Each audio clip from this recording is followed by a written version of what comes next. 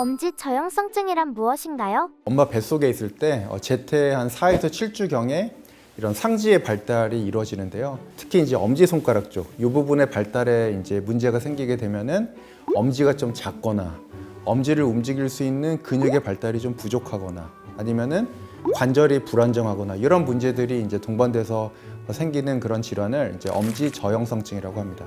엄지 저형성증의 경우에는 이제 부모 세대부터 이렇게 유전되는 그런 경우보다는 부모님은 특별히 문제가 없으신데 이제 엄마 뱃속에서 아기가 있는 상태에서 여러 염색체나 이런 거에 이상이 생기면서 발생하는 경우가 훨씬 더 흔합니다.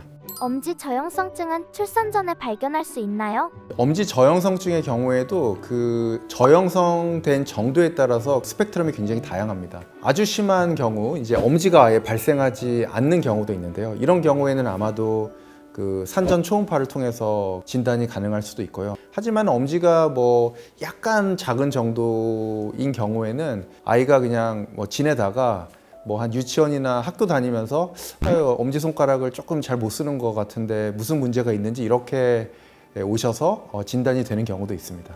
외형에서 잘 드러나지 않으면 어떻게 알 수 있을까요? 아이들이 이제 양손을 잘 쓰는지를 좀 보는 게 중요할 것 같은데요. 뭐 가령 오른손이면 오른손, 왼손이면 왼손을 아예 안 쓰려고 한다면 우리가 한번 의심해 볼 수가 있고, 그런 경우에는 양쪽을 한번 비교해서 양쪽 엄지손가락 그 크기가 좀 차이가 나는지 이런 거를 한번 확인해 볼 수가 있겠습니다. 그리고 우리가 어떤 움직임이 잘 있는지를 보는 게 이제 손바닥 쪽에 있는 이 금이 되겠는데요. 이 금이 짙으면 짙을수록 그 관절을 잘 쓰고 있는 겁니다. 그래서 한쪽은 짙은데 한쪽은 좀 연하다면은 그쪽 손가락은 힘줄이 좀 부족하다든지 움직임이 좀 적다든지 이렇게 우리가 의심해 볼 수가 있습니다. 엄지 저형성증은 어떻게 치료하나요? 엄지에 있는 이런 그 기저관절이나 요 중간 관절이 굉장히 그래도 비교적 안정적인 경우에는 특별한 치료가 필요 없는 경우도 있습니다. 하지만 우리가 이제 엄지 손가락은 이제 손에 있어서 그 기능이 이제 50%를 차지할 정도로 굉장히 중요한데요. 이렇게 짚는 동작을 우리가 대립 동작이라고 얘기를 하는데요. 이런 대립 동작을 위해서 이제 새끼 손가락을 벌리는 요 힘줄을 이제 옮겨준다든지 아니면 네 번째 손가락 구부리는 힘줄을 엄지 쪽으로 옮겨줘서 짚는 동작, 대립 동작을 그런 도와주는 그런 수술을 이제 대립 성형술이라고 합니다. 두 번째로는 이제 엄지 저형성증 아이들이 엄지랑 두 번째 손가락 그 사이 공간이 굉장히 좁거든요.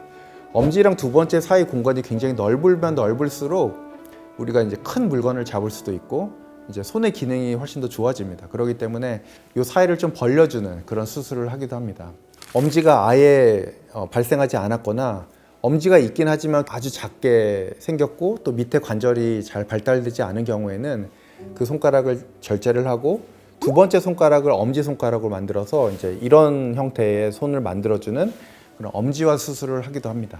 수술의 효과는 어떤가요? 대립 성형술, 힘줄을 옮기는 수술이나 1, 2번 사이의 공간을 넓히는 수술은 사실 그렇게 아주 어려운 수술은 아니고 사실 수술의 그런 크기에 비해서 얻는 것도 굉장히 훨씬 많은 굉장히 효율적인 수술입니다. 그런데 이제 엄지를 만들어주는 엄지화 수술은 선천적 수부 이상에서 우리가 할 수 있는 그런 수술들 중에서 사실 가장 어려운 수술입니다. 가장 어렵고 가장 위험한 수술인데 만약에 이 수술이 잘 성공을 한다면 없던 엄지를 만들어주는 거니까 사실 굉장히 보람된 그런 수술입니다. 엄지 저형성증에 동반되는 질환이 있나요?